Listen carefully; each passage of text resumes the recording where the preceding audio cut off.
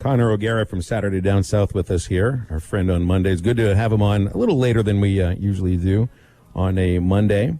Connor, spring football is fast approaching. We got the Arkansas starting tomorrow. Sam Pittman's talking with media later today. So, are you a guy that loves spring football, or are you someone that kind of looks past what happens in the spring? Well, I don't look past it. I also don't try and get too caught up in it. You know what I mean? Like, we see all these cliche headlines that are going to come out about this person is already making this massive stride, and we're going to see, random clips of guys like George Pickens making these ridiculous catches, and, we're going to have these things that coaches are going to float out there, but when push comes to shove 6-7 months from now, we'll see how we're talking about these specific guys. I don't necessarily think that spring games are the end-all, be-all by any stretch of the imagination. I think that they're important, but at the same time, will it be life-changing if we don't have a full allotment of spring games in the SEC, which it doesn't look like we're going to. Florida was the first team to cancel. I don't think that's necessarily make or break. They do have significance, but I don't know. I think some people are very, very much obsessed with what a head coach is saying, 7-8 months before they're actually going to play real football. Yeah, but if you're Arkansas and you didn't get spring ball last year, and coaches and for the program, it's really important. It's just a matter of how much do you really want to dig into it. But for Arkansas, if you're Sam Pittman and you had spring ball ripped away from you last year, like they've got to be ready for this. They've got to be fired up about it. Finally, we get to have a spring. We get to have a few weeks with these guys in the spring. I think a lot of teams kind of have to have that approach at this point, and feeling like this is at least somewhat of a normal spring. I mean, think about last year being a true freshman and coming into this situation where you think you're going to get ready for your first spring and you're going to go through a conditioning program, and then all of a sudden it's like, no, we have to hold off on this. Everybody go home. We're not going to come back for a few months. I think there should be a different sort of energy with spring football, and I think that if you're Sam Pittman or Eli Drinkowitz, Lane Kiffin, Mike Leach, these coaches who are entering their first full normal offseason, I think that they've got to be chomping at the bit to be able to figure out kind of what their teams look like and to appreciate the fact that they don't have these same sort of issues to juggle that they did last year. Yeah. Hey, did you see any of this stuff that came out last night from this former Hoover High School football coach, Rush Probst? So he's accusing Alabama and Georgia of paying players. And I listened to a little bit of the recordings that were made of him. Apparently he's not like the most trustworthy guy, but he had details, he had names, he had dollar figures. Have you seen anything about this? Yeah, and for those who don't know Rush Probst of two-a-days fame, Jeremy Pruitt was on his staff back in the day at Hoover High, who's the defensive coordinator. That's when Jeremy Pruitt infamously didn't know what asparagus was. Go look that clip up, kids. It's really good. But yeah, Rush Probst is kind of coming off as the guy who is going down and he wants to try and take others with him. Now, this is a guy who I think has kind of hurt some of his credibility over the course of the last decade. And I'm not saying that he's wrong, because nobody would be surprised if it came out that premier programs were paying more for their players. It's just a matter of who's doing it, how illegal are they doing it, and how brazen are they being about it. I think those are the real issues that come about. But yeah, Russ Probst isn't necessarily going to be the guy who's going to be. He's had enough in his past to make you kind of question what exactly and what his motives are for saying it. It's a little bit of like the Jose Canseco thing, right? Where, you know who Jose Canseco is. And when he writes something like Juiced, which turns out to be really, really true, you also at the same time question kind of the motives for what he says, why he says it. And it's like, all right, are you just a guy who wants to try and take everything down? Like, what are you really trying to do here? I think I would have that approach when it comes to Rush Probst making these very serious allegations. Yeah. Well, let's talk about another idea of bringing something down. It feels like Les Miles has done with not just accusations, but real details from people who would know in that LSU athletic department. And LSU's got a whole big mess to clean up themselves that they're going to get involved with the FBI, I think. I want to ask about Jeff Long.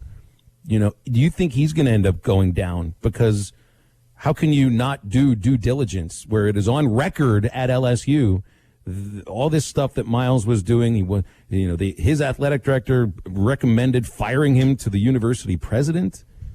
Did Jeff Long any due diligence on this hire at all, or did he even care because it was his buddy? I can imagine how much longer Long lasts there at Kansas either. The toughest part about this for Jeff Long, because I agree, I think he's going to be fired. I think Les Miles is going to be fired. Coaches who get put on administrative leave usually don't survive that. I think the toughest part about this, if you're Jeff Long and the optics, is seeing the email that Joe Oliva sent LSU administration back in 2013 recommending for the firing of Les Miles, because that creates a scenario in which Jeff Long would have theoretically called up Joe Oliva and said, hey, anything I need to know about, and Joe Oliva would have said, hey, this is in his background, you need to know about this. Now, they did have that confidentiality agreement in which it was going to stay between the parties involved, and the law firm Taylor Porter, who was involved in this, wasn't going to release these findings, and it only came to light because of Les Miles and his attorney basically saying, yeah, bring this to the light of day. They didn't think that I should be fired, so this is fine. That's the irony in this whole deal and why it's such a head scratcher. But yeah, the optics for Jeff Long are not good when that should have been taken care of, one would think, with a simple phone call to his former boss in which he knew all this information. And that's the toughest thing, and it makes you think that he didn't do the proper vetting. Connor O'Gara joining us here on Halftime. Connor, I want to stick with this for a second before we move on. And we brought this up Thursday or Friday of last week, kind of discussing this whole issue that's going on. And Connor, this issue with high-profile coaches being involved in controversies and different things like this, it's happening so frequently, and it almost feels like nothing's being done to stop it. I mean, why is it, in your estimation, why does this continue to happen in collegiate athletics, with whether it be sexual harassment problems or just controversies involving high-profile head coaches to problems like this? It's abuse of power, and it's my least favorite part of big-time college athletics. I truly believe that is the single worst and most dangerous thing about this sport, especially as more and more money has been associated with it. Because let's think about it. Let's think about this LSU situation specifically. In 2013, why is a firing not made for Les Miles? When the athletic director is recommending it, you have a private firm come in and investigate these things and find out that certain things about a head coach that if they were released in 2021, there's no doubt he'd be fired. But why wasn't he fired then? Well, I mean, Les Miles is the guy who went to a couple of national championships. He won a national championship at LSU. If he's sitting there with the same record that he has at Kansas, is he still LSU's coach after that? No. And that's the problem. And you're seeing so many situations across college football where you do see that abuse of power. You saw it with Urban Meyer with his handling of Zach Smith. You saw it with Mark D'Antonio at Michigan State with his handling of sexual assault claims and the Title IX protocols that they didn't follow. You're seeing it now play out with Ed Ogeron. And the whole reason this investigation came to light was because USA Today sued over this issue and the release of this report. And you're seeing it at so many different places. It just kind of makes you scratch your head and think, man, it is a dangerous system that we have built up where there are so many people whose lives are impacted by the hirings and firings of these head coaches, to where protecting them instead of protecting the people involved seems to be more important. And that is a really tough thing to stomach, and it makes some people really uneasy about the basic dynamics of the sport, and I get it. And I totally get it. And I think that that's something that we in the 2020s need to take a more serious look at in evaluating where are our priorities, because some of this stuff, and as Joe Oliva said, if we fire him now as opposed to having this come out later, what's going to be the worst look for us? And I think that's got to be the issue that sort of drives it, is what are universities doing to cover some of this stuff up? Because you're right, it's happening at way too many places, and it's just such an alarming trend that has seemingly continued for the last decade. All right, let's move on to some happier things. We'll bring it back to Arkansas for a second. I loved your article that you had on Saturday Down South, and you were comparing like the football coaches and the basketball coaches duo that ADs would love to hire. And you had Sam Pittman and Eric Musselman at number 4 on your list. Want to kind of encompass that just with the Arkansas program as a whole, because we've talked a lot on this show.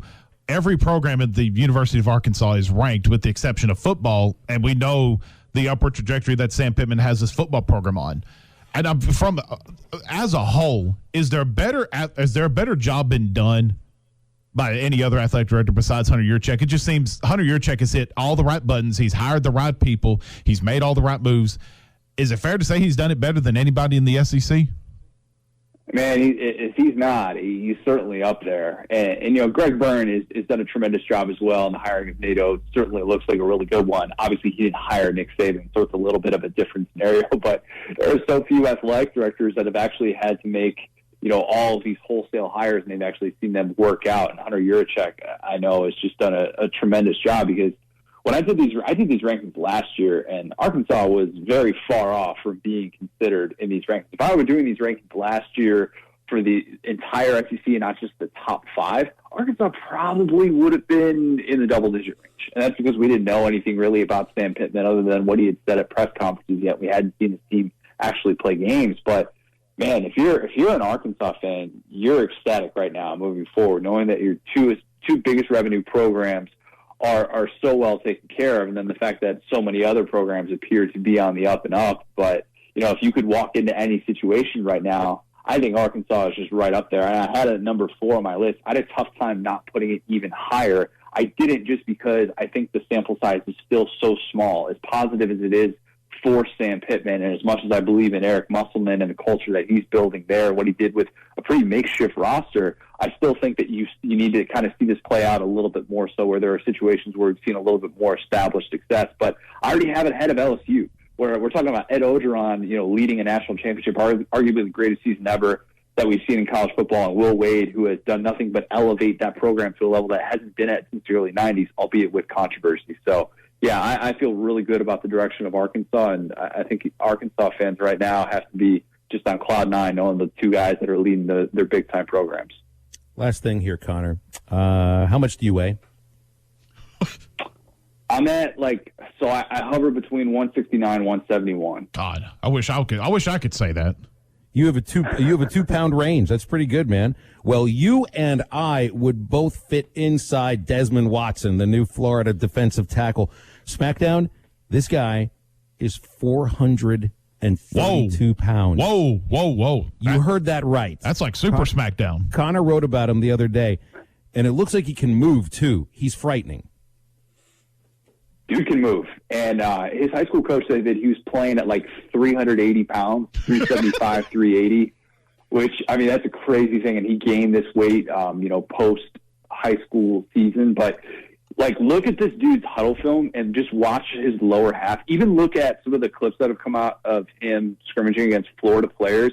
You're like, oh, my God, that kid is 18 years old. There's his lower half is just unbelievable. I don't know how much weight he's really going to lose, because I think he's more of in the 380 range. That's probably what he'll play at, which is 30 pounds bigger than their biggest player in the team, at 30 pounds bigger than Terrence Cody at his biggest. But I think he's going to be super intriguing to watch. I know Florida fans are already wow, who is this kid? Because you are not supposed to be that light on your feet at 432 pounds. He's got weight to lose to be able to play a full allotment of snaps in the SEC, but he's a name to keep an eye on for sure. Well, they know who he is inside the Gators team cafeteria, that's for sure. Wow. My gosh. Yeah. I guess 450 is the new 350. Wouldn't you hate to be doing the offensive line? I forget what the name of it is, and Connor, correct me if I'm wrong, but wouldn't you hate to be in the Oklahoma drill with him, or trying to block him or something like that? Coach, I quit. I'll see you. Yeah, just give me somebody else to be able to tag team, help me out, because he's a 2-on-1 every single time. Connor, appreciate you, man. Have a great week. Thanks, Connor. Appreciate it, guys. As always, this is Connor O'Gara. Give him a follow on Twitter at CJ O'Gara. He always finds interesting things to write about going on in SEC football. It's a crazy story that he wrote. He really does the work there. This is a guy that was 375 pounds in high school last year. He makes SmackDown look like my cat, for crying out loud. This is incredible. 877-377-6963 to wrap up the show with us in the next segment. I don't know what we got, but we got something, and it's a lot less than 432 pounds. I was all fired up about this Ole Miss kid who is playing defensive tackle and first base at 300 pounds. Gosh, put the 432-pounder at catcher. See what happens then.